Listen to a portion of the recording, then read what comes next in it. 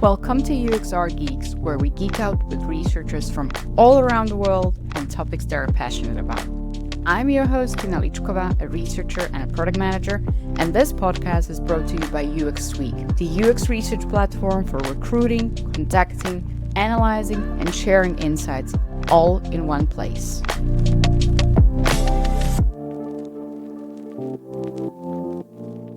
This is UXR Geeks. And today I was talking to Jake, who recently brought out a very good book about how to not waste research.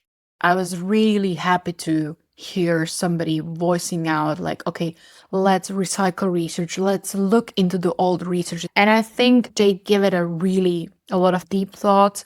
And we are discussing how to approach this in different organizations and overcome different barriers. So I hope you will enjoy the topic as I did, and I hope you will enjoy Jake's wisdom and humbleness because he is a really very interesting guy to speak to.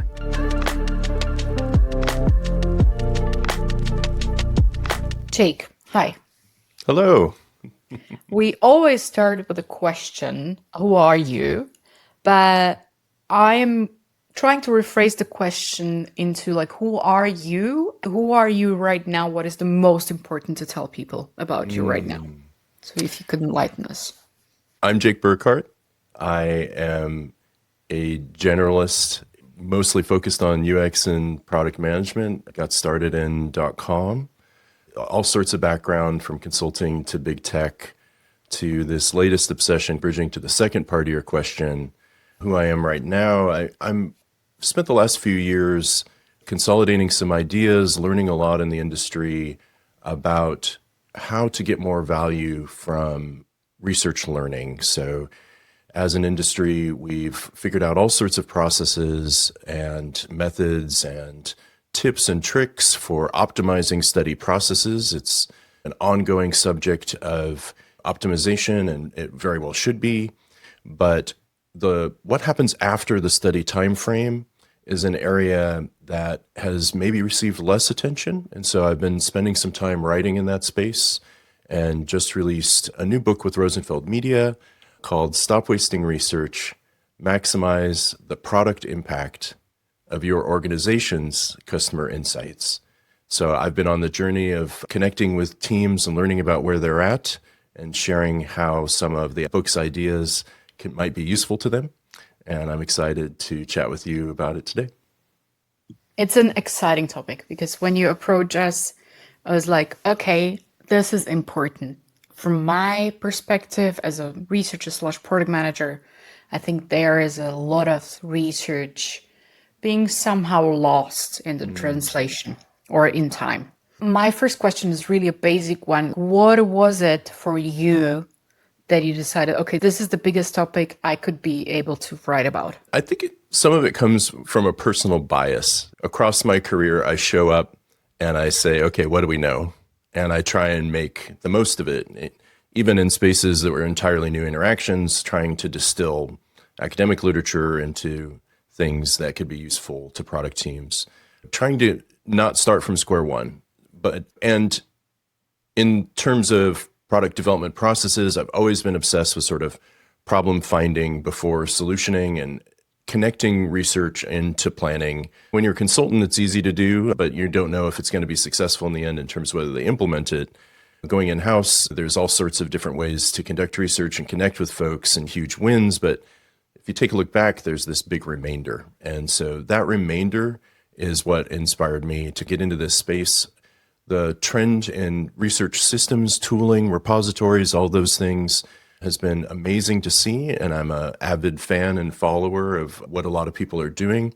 And I think so much of it is tool-centered. What I wanted to do with this book is to take a step back and say, yes, there are knowledge consolidating tools, but this is about very active knowledge management if we want to get more value out of research. And what does that look like? And it's full of ideas. No one's ever going to do all the ideas in the book, but it's got a framework for people to develop their own ideas and then a bunch of things that they might experiment with. And if they work, then they can be turned into operations over time. Every sentence you basically went out of your mouth was an open door to enter it into discussions. So I have to correct my thoughts right now. But Before I go to and geek out on it, what is your definition of wasted or lost research? Let me tell a story and then do a definition. A lot of researchers, if you imagine sitting at the end of a study and walking away, whatever processes you follow, you work to optimize that so much, and there's wins that you can count. And these are the wins that are advancing researchers' careers and products and doing great things for customers. You don't write a book called Stop Wasting Research unless you see a lot of value in research, right? So there's the wins that we're already having, but if you take an honest look back at existing studies, your own, others, the ones that really have a lot of currency in an organization, some studies are very narrow and 100% of the insights are utilized. They may be utilizable somewhere else as well. You can get more value out of them. A more common situation is that there is a remainder of insights that were not applied. Some of those are no longer applicable, but a surprising amount of them are. So that remainder, that sort of cutting room floor, is where the concept of research waste came from. And to put a finer point on it, these are insights from customer research that are still applicable, that are unused, didn't find the right team, didn't land at the right time. That doesn't have to be the end of the story. These are business assets that a competitor would happily pay for, but we're forgetting in our own organizations. And we can pick them back up and get more value out of them. I love what you're saying, that a competitor would love those insights. This is summarizing pretty heavily on how the insights, even when forgotten or ignored, are important.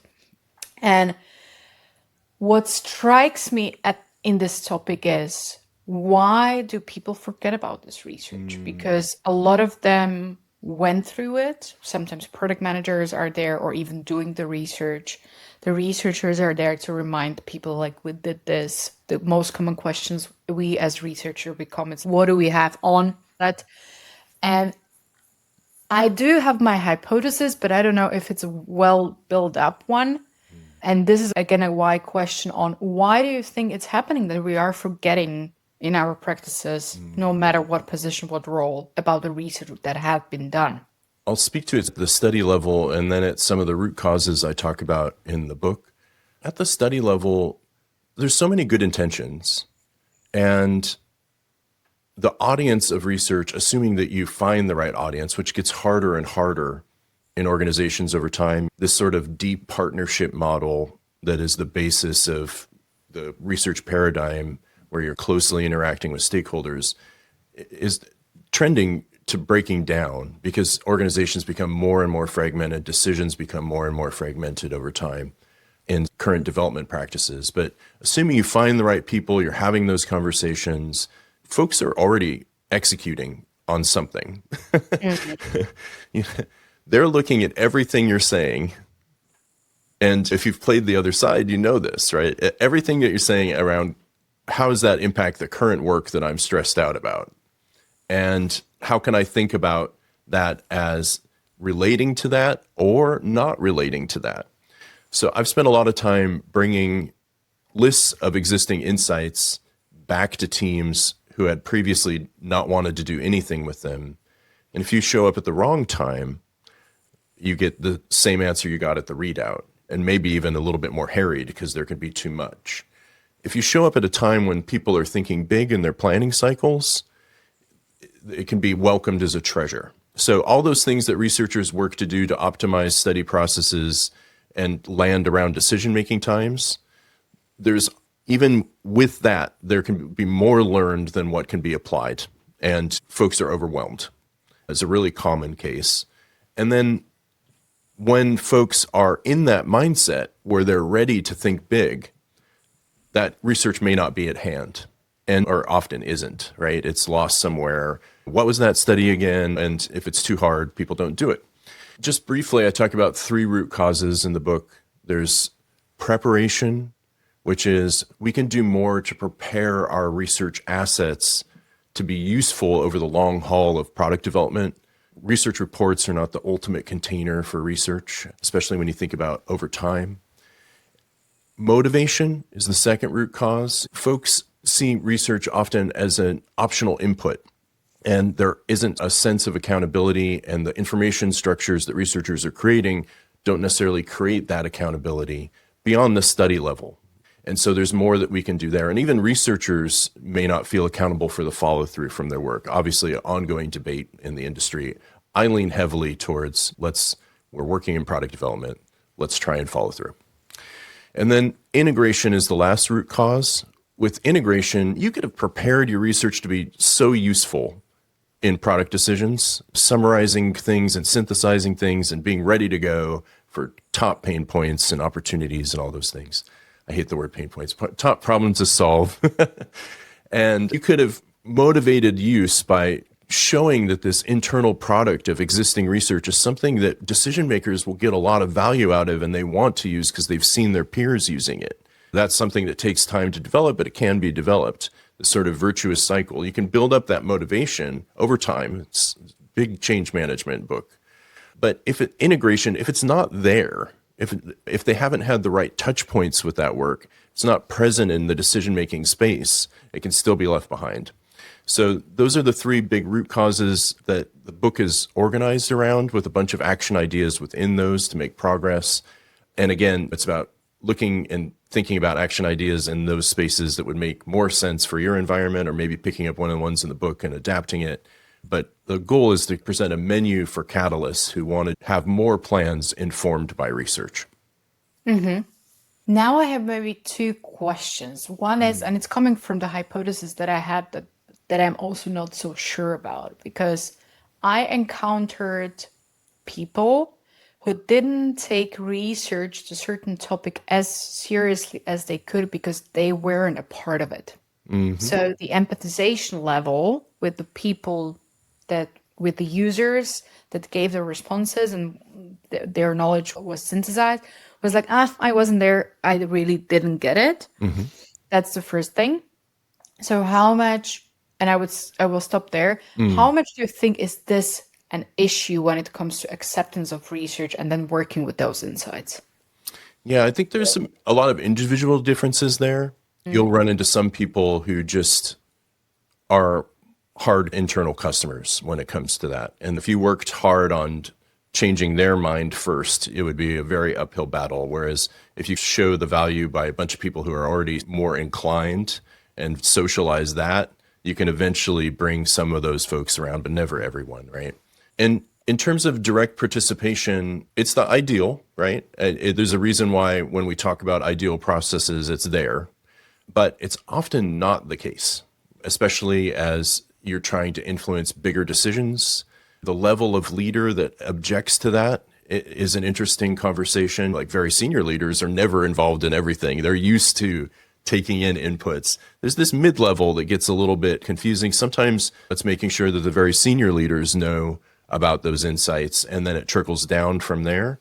I think that there's another thing. We treat study creation, knowledge creation, research processes as this assembly line of units where each one is an independent unit. And if you take the repositories idea and extrapolate what we're really trying to do, there's obviously many kinds of repositories, but some of the approaches are about collapsing those study distinctions in useful ways.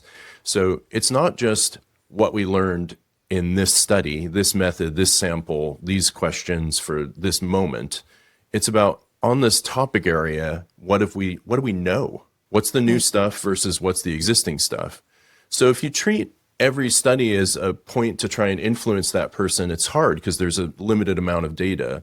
A lot of what I talk about in the book is collapsing the boundaries between different stripes of insight generators, data scientists, market researchers, customer success, UX research, all sorts of folks, people who do research, if you've set a bar and you can pull their content in as well. And how can we accumulate evidence over time to persuade those people? I think that some people are just hard to persuade, right? And unless they are already on that train and seeing it themselves as part of being on that train. But it's not the only thing. They could see it themselves and still say the same thing. But accumulating evidence is one of the strategies that researchers believe in. And we can create new types of reports to accumulate that evidence, not for all insights, But for the really important ones that aren't getting traction, we can summarize them. Those individual insight summaries are something that's much easier to activate over the long term than to say a pile of existing reports with a AI search interface on top or something. We'll be right back after a short break with a commercial message from our sponsors. Hello, UXR geeks. This is Tina speaking. You might already know that this podcast is brought to you by UX Week, a research tool. And research tools are great until you need 5 of them to run a proper study. That's why I actually use UX Week. It handles everything from concept testing to usability checks, both moderated and unmoderated. It also takes care of the analysis with no messy spreadsheets, no frustrating dashboards, or endless reports. Just clear insights ready to share. So if you're curious, go to uxweek.com website and start for free.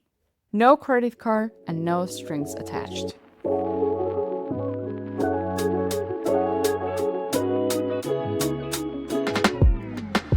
I love that you went to persuasion because that's where I am also going in my thinking process. And that's the thing where I'm still trying to figure out for people, okay, hard stakeholders or internal customers who just have a very complicated relationship to research. I learned to say to myself, like, oh, that's your problem. Because you can try a few times and then you're like, okay, you take it or leave it. But then there are people who would appreciate research, but for certain reasons, it could be the organizational culture or some experiences that they made with their team leads. They are very uncertain and feel insecure to make decisions, even if they have the evidence. So persuade them is really hard. Do you maybe have some tips, although people should go and buy a book, of course, but maybe you can give us a freebie, what to do in those cases to support people in making informed decisions, but making them confidently? We're helping inform these decision makers to make smarter bets, not answering with certainty 100%. And some people are less comfortable making bets. I think it's what I'm hearing in your question. I think normalizing the use of research as a way of justifying bets is one pathway. When you think about running a study and those relationships with stakeholders, you have direct experience of whether research is being used or not, oftentimes. And some of it is invisible, but it's more direct. Once you have a pile of existing stuff and you're trying to push a top set of insights out into planning, you have to tell people how you want them to use research. And essentially, it's a link. It's a link to justify and motivate your plan. Maybe you can update templates. I've done that to say, what research insights does this address? Or maybe it's just a standard that you create and then you celebrate every time you do broad reporting where you say that these people are including research in their plans this way. And over time, it normalizes it. And I've seen it in CEO level documents that it wasn't there before. It's not a footnote. It's not in the appendix. It's something integral. So I think some of it is, how do you become the currency that people are comfortable placing bets with? And by atomizing insights down to a summary and seeing those summaries pop up in a lot of places, folks can start to build the confidence over time that maybe that's a currency I can use to justify my bet as well. On the scale of leadership to management, where early days of a lot of product organizations, they're making wild bets based on limited information, versus over time in organizations, so a lot of people that get promoted are more risk averse. It's finding that balance where what can research provide that makes them feel a little bit more comfortable? I think prioritization is a big piece of this. Like, they're essentially, by placing a bet, saying, should I put a priority on this? And researchers inherently prioritize in their work what they include in a study plan, what they include in a study output. They may do an executive summary. They may even put explicit priorities on some insights to say this is crucial. That's at the study level. And when you start pulling content together, before too long, there's a lot of it. And priority becomes important again because people can't consume all this stuff. I have a chapter called Clarify What Matters Most that talks about different perspectives on prioritizing sets of insights from across insight seekers. It's not something you do early days, but it's a muscle you can build over time. And if you get to the point where you're able to say to a decision maker, the research community that's contributing to this initiative, we've agreed, or based on our standards that we agreed on, this is a top tier problem to solve, and we think it is a good candidate to move that metric, then you're not just giving information, you're a stakeholder who's placing a bet with them, and you may not be right. It's a layer that sits on top of the study that says, we think these things can be most important. Doesn't invalidate the details of that run study underneath, but it is a layer where the community is coming together and saying, we are working in a product organization, and part of that is placing bets, and we want to be part of that. Just to point it out again, the idea of making people confident in placing bets with you and based on what you research, very important. And I also really like the idea of repeating the same important messages, even if it's annoying. Like, how many times do I have to tell it to you? Yes, this is the annoying moment, but you have to. And it also brings me to an older thing that a colleague said to me from marketing. The message, you have to repeat it in different channels, different forms, different formats. And it somehow gets by this prioritized. So it feels like this is what I'm taking out of it. To move it a little bit forward, you are also saying that the classical knowledge management processes won't really help with this. So if you could maybe explain that part, or where it does take your mind. And I think researchers haven't capitalized, in my experience, on the classical knowledge management processes. I think when researchers think knowledge management, they're thinking of a small piece of a much larger puzzle. They may not even be talking about knowledge management. They're talking about research repositories. And the most common questions about research repositories online, stop me if you've heard this one before, but it's, what tool do you use? Because I need to check this off, right? And then, why is it not working? Or those don't work, right? The expectations around what they're going to do, I think, speaks to the fact that this wrapper of knowledge management, all the activities and ideas around it, is something that hasn't been a focus. I started by writing about research repositories. There is a chapter on knowledge consolidating tools, and they're huge enablers. You can do a lot before you have those tools. You can do a ton once you have those tools to activate things, but the tools themselves aren't going to do it on their own. So I guess my takeaway is there's a lot of classical knowledge management ideas that can be adapted to this environment. I think as a industry, we're just getting started. And I hope it's not a false start where we're throwing tools in and they often end up just being researcher tools and expecting bigger things of them, and then losing interest in knowledge management because it's not having as much of an impact. That's certainly a threat.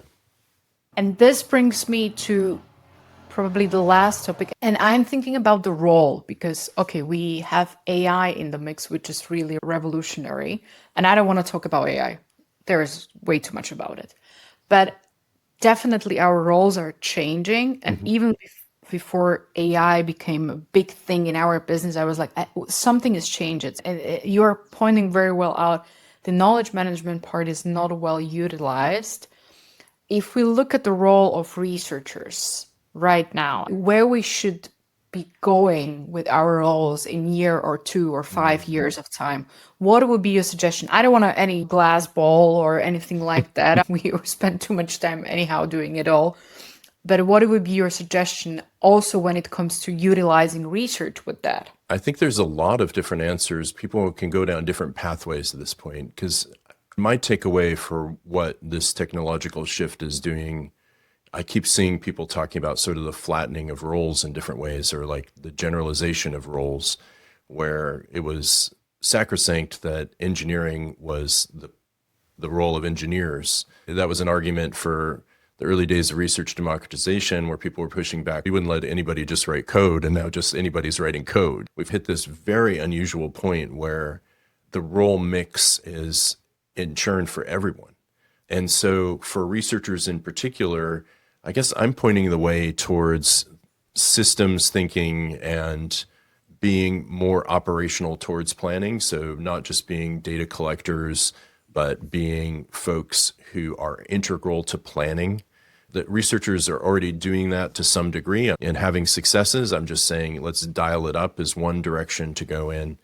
I have a sidebar that I never thought I'd have to write, which was something to the effect of hired skilled researchers, or that you can't just expect all these things to happen when you don't have the domain expertise to understand what you're doing wrong. Just like vibe coding is only going to get you so far, could be a new example in this space, right? That resonates with a lot more tech folks.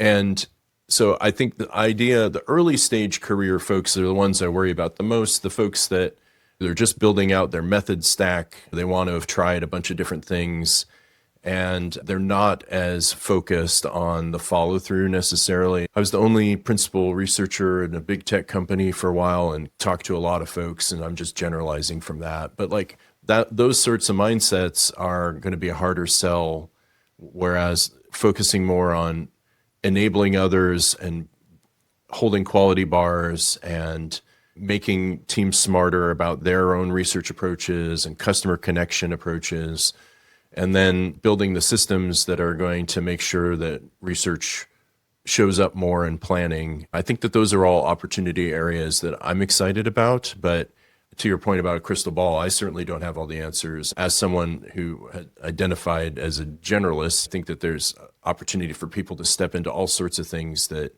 their organization could value and that they want to value. You can find new intersections. And I love reading about what people are up to lately.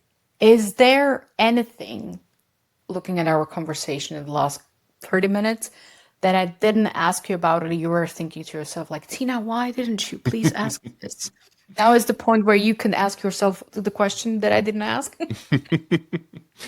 I think the conversation has covered some great ground. So thank you so much for your questions. One thing that I often think about in listening to podcasts, we've kept it pretty high level. What are some things that people can walk away with as researchers and do differently tomorrow based on this? And I think a lot of the book is about breaking down silos. And you can think about silos between different researchers. You can think about silos between insights and that chasm into planning, a body of existing insights. But you could also think about silos in researchers' own work. I talked about this sort of assembly line where we're very individualistic oftentimes, and we're even partitioning between our studies. Going into next week, how can you start treating every study as an opportunity to bring back what's been learned, whether it's in the planning process or the reporting process, not just the latest samples? I think that's something that people can walk away, a mindset shift. I think taking stock of some past studies and feeling what didn't make the cut. Researchers walk away from studies jazzed about what they accomplished and some things that maybe are pain points for them that they really wanted to oftentimes move the needle on. Go back and take stock and kind of feel what's been left behind. It's one of those things that if you immerse yourself a little bit, I think it really changes people's perspective on it. I think that's a thing to do next week. And then when you think about study processes, how can you extend them to have longer conversations with teams?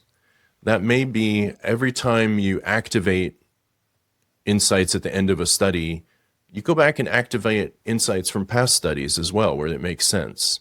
Or whatever it makes sense in your environment to have echoes and to extend the conversation. Because to your point earlier, a lot of it is internal marketing, right? I talk about presence and mind share, and how can you experiment around some of those concepts? And we can keep going from there. The book is full of ideas, but there's just a few things thinking about near-term takeaways that folks could try. So my first advice would be to buy the book and to look through the ideas, definitely. My second advice is to really look into the research that you have been doing. It might surprise you. I just had a chance with one client to work for almost 2 years. So I started to build something like meta level studies, where I just look at the last half a year and was like, okay, what have we actually done in this half a year? and was trying to capitalize on the biggest things, like the prioritization that you were mentioning. And it's also very humbling and a very nice moment of, oh, wow, yeah, we did this and it has value. So Absolutely. even if you're at a point where AI is just making us really insecure and everything is making us insecure, including the political situation, go back and check your work because it's worth it. Yeah. Celebrate those wins, like really take stock, figure out ways to capture those stories, start logging them for yourself. Log in a shared environment is a good first step. So you can see what each other are winning at and maybe look for similar wins. And then in doing those meta-analysis, I've had the opportunity to look across hundreds of studies at a time. And you see the wins, and then you see it's not a moment of loss necessarily. It may be angsty to see the things that are left behind, but it's also a moment of enormous potential. You see what's there that could be activated. So a great action for folks to try. Yeah. And that brings me to what you were just saying, that prolongs the conversation and keeps it very alive in the organizations. Absolutely. Jake, thank you very much. You're a very wise man, and I'm happy you came to our podcast. Thank you so much for having me, and I really enjoyed the conversation. Thank you for listening to UXR Geeks. If you enjoyed this episode, please follow our podcast and share it with your friends and colleagues. Your support is really what keeps us going. If you have any tips on fantastic speakers from across the globe, feedback, or any question really, we'd love to hear from you too. Reach out to geekspodcast@uxtweet.com. Special thanks goes to my colleagues, to our podcast producer, Yekaterina Novikova, our social media specialist, Daria Krasovskaya, and our audio specialist, Melissa Danishova. And to all of you, thank you for tuning in.